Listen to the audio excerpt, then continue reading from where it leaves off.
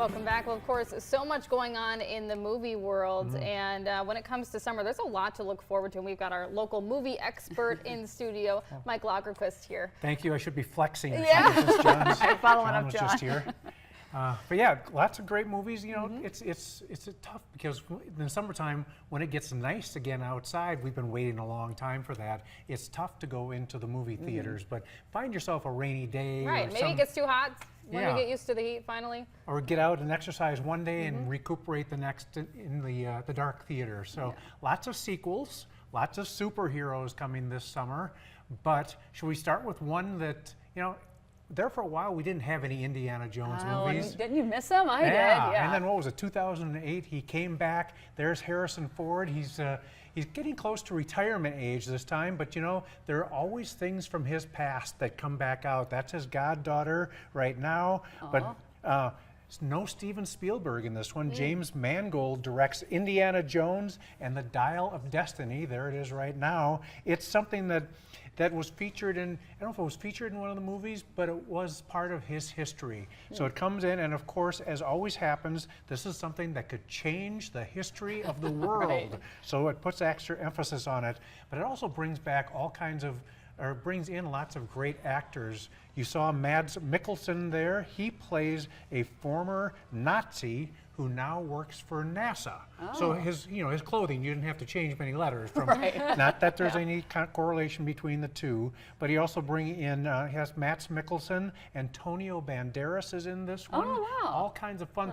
The strangest thing for me is seeing him in more modern settings. Right. You know, it was first set in the 30s and 40s, but now there must be in the 70s or so now. So just get used to that. Indiana Jones and the Dial of Destiny comes out June 30th. Yeah, can't wait. Love those movies. The next one we've got is a big change from that one. And we were talking a little bit beforehand. It's a little freaky, but it's Barbie.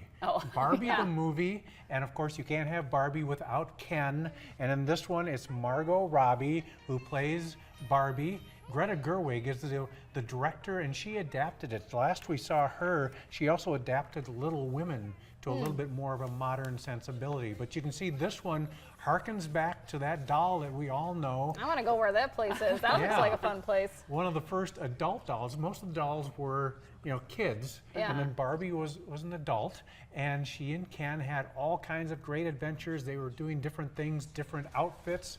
You can see coming this summer, it's going to be on July 21st. We'll get our first glimpse of Barbie. She's been banished from Barbie Land and introduced to the world. So who do you think this movie is for? All ages or more kids? That's I don't know. I can't tell.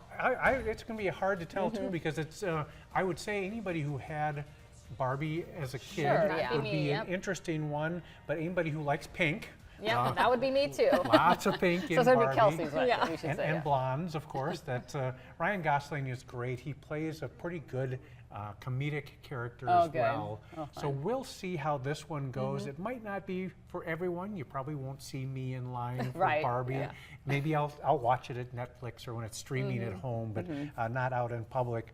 And then the third one is actually the first part of a two-parter that's coming out from Tom Cruise is back as Ethan Hawke in Mission Impossible: Dead Reckoning. This is part one. The second one I think comes out next year, but this one comes out July 14th.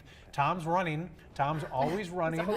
So we know he's still in good shape. He's my age, so you know when I see him doing that kind of stuff, I get pretty impressed just myself. But in this one, they bring back all the franchise regulars, the guys I love to see. Simon Pegg, who played Scotty also in the new Star Trek. And Ving Rhames is wonderful. Rebecca Ferguson.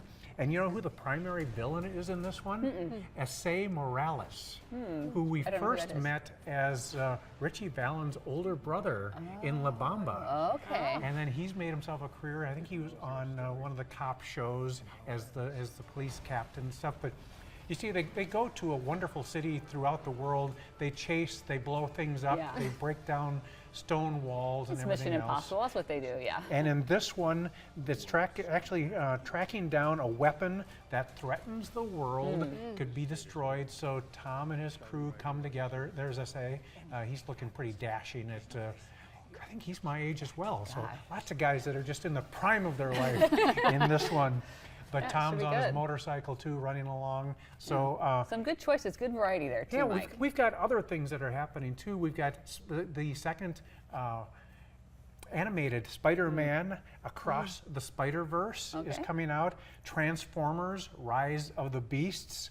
The Flash is coming out, and that one looks really fun because it's got a couple of former Batmen in it, Ben Affleck and Michael Keaton. I think Michael Keaton actually plays Bruce Wayne in this one, so really a lot of crossover of the superheroes.